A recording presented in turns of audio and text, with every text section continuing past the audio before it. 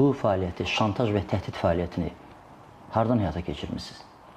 Mən Azərbaycanda deyildim, xarici ölkədə idim və oradan bu tələbimi irəli sürmüşdüm. Sizə kim demişdi ki, bu video və fotoşəkillər Alyona Əliyevə məxsusdur?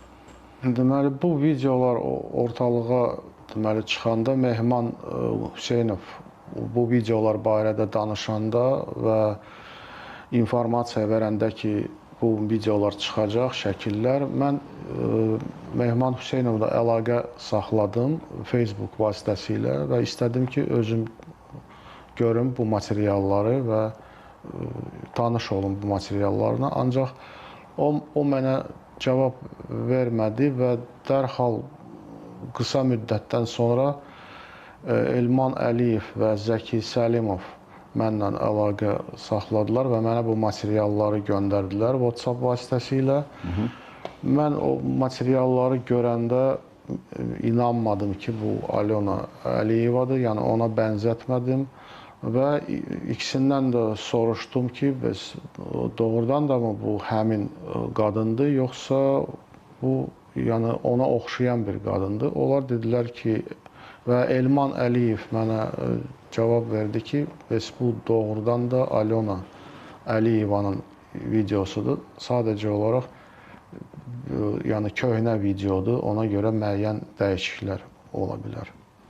Fərid, sizin yaxınlarınız ətrafında, doğmalarınız ətrafında belə hərəkətlər baş versəydi, özünüzü necə hiss eləyərdiniz? Reaksiyanız necə olardı? Reaksiyam, mən peşmanam bu hərəkəti elədiyimə görə. Yəni, elə, bu düzgün deyildi. Beynəlxalq Əlaqələr Universitetini bitirmişsiniz. İxtisasınız nə idi?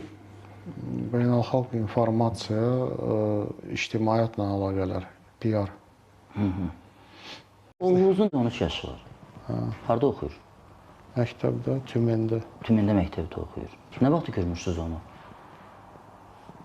Axırıncı dəfə yayda. Yayda görüşmüşsünüz. O, necə bilirsiniz, sizlə fəxr eləməlidir, yoxsa utanmalıdır?